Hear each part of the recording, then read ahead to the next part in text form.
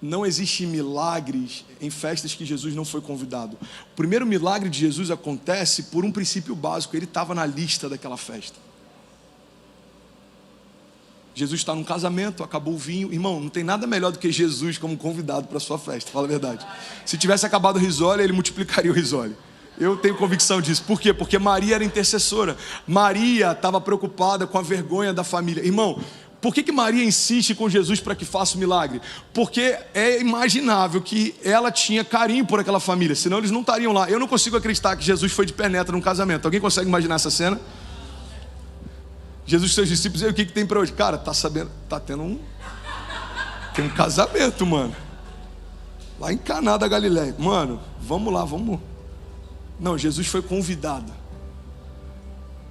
André, não estou entendendo o que isso tem a ver com Salmos 34. Eu vou te explicar. Tem milagres que a gente ainda não viveu, porque não convidou Jesus para entrar. Salmos 34, o salmista está dizendo: eu busquei o Senhor e Ele me respondeu. Tem respostas que a gente ainda não recebeu, porque ainda não buscou no Senhor. O salmista diz: eu busquei e Ele me respondeu, e Ele me livrou de todos os meus temores. Os que olham para Ele estão radiantes de alegria. Os seus rostos jamais mostrarão decepção. Porque esse pobre homem clamou e o Senhor o ouviu e o libertou de todas as suas tribulações. O anjo do Senhor é sentinela ao redor daqueles que o temem e os livra. Então provem e vejam como o Senhor é bom e como é feliz o homem que nele se refugia.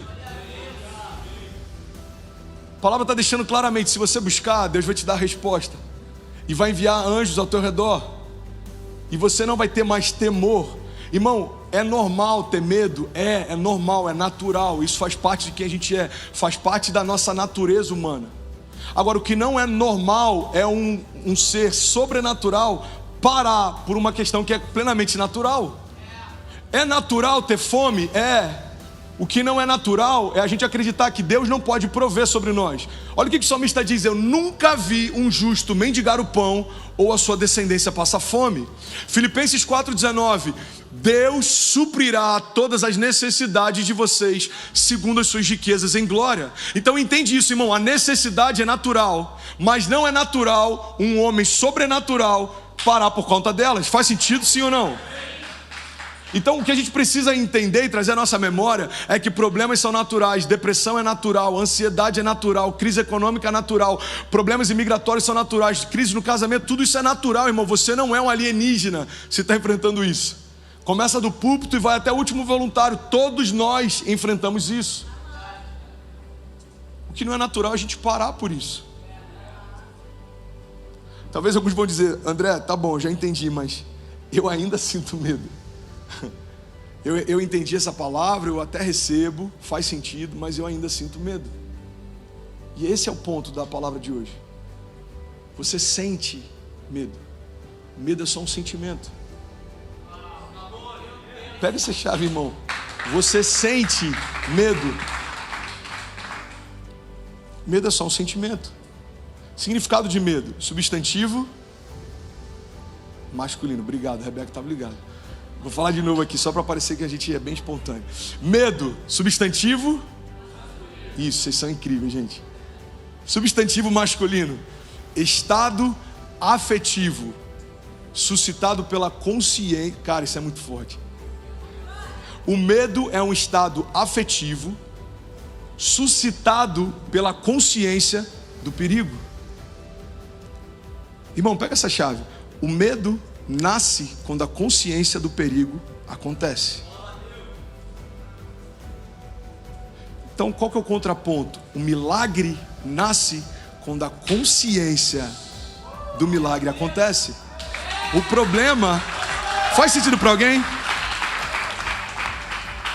O problema é que às vezes temos mais consciência do perigo do que do milagre. Irmão, tem pessoas que, se você for perguntar a quantidade de mortes por dia do Covid, ela vai conseguir falar de forma atualizada. Mas se você for perguntar a quantidade de milagres que Jesus fez nos evangelhos, ele não tem ideia. Vamos ser sinceros. Qual a quantidade de mortes por milhão? Tanto. Qual que é a quantidade de mortes no Brasil? Tanto. Em que lugar a gente está no ranking? Tanto. Ah, ok. Agora me diz, quantos milagres Jesus fez? Qual foi o último milagre que você viveu?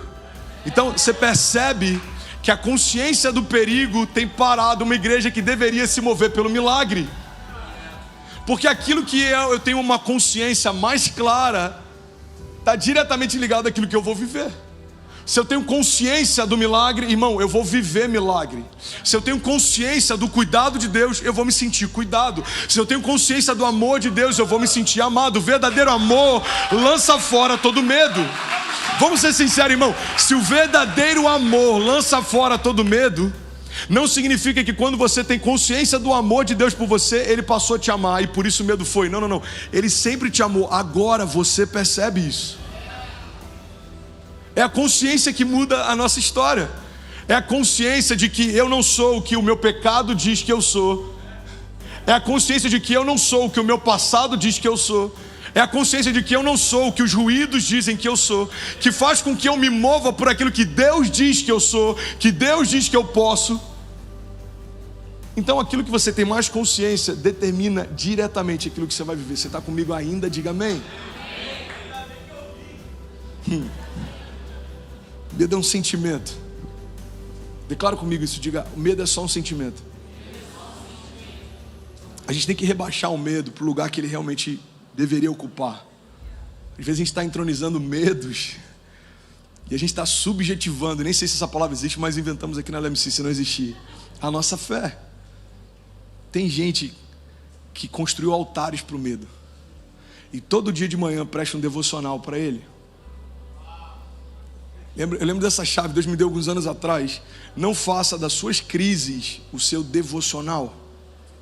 Então tem gente que fez um altar para o medo. Tem altares chamados Covid, tem altares chamados crise financeira, tem altares chamados ICE, imigração, tem altares chamados whatever, seja o que for. E às vezes a gente não tem um devocional para se encher, mas a gente pratica o nosso devocional para temer. A gente olha o noticiário, a gente olha a caixa de e-mail, a gente está sempre temeroso, irmão. Não é a lei da atração não, ok? Mas, sem dúvida alguma, aquilo que a gente mentaliza e declara está diretamente ligado àquilo que a gente vive. Irmão, a boca, a língua carrega poder de vida e de morte. A gente tem que começar a abrir a nossa boca e liberar vida. Eu não sei se você percebe, mas no último 1 ano e meio não teve um dia que eu subi para ministrar antes de começar um culto que não sejam liberações de poder, de milagres, de encorajamento, de ousadia. O pastor está tentando animar. Não, eu não vim para animar. Eu não sou animador de palco, eu não sou apresentador de programa. Eu sou voz profética e eu preciso abrir a minha boca. E você também é. Então você precisa abrir a sua boca. Abra a tua boca e profetiza. Abra a tua boca e traz à existência aquilo que ainda não existe. A fé é tratar as coisas que não são como se já fossem. Olha que incrível isso. A fé é tratar as coisas que não são como se já fossem.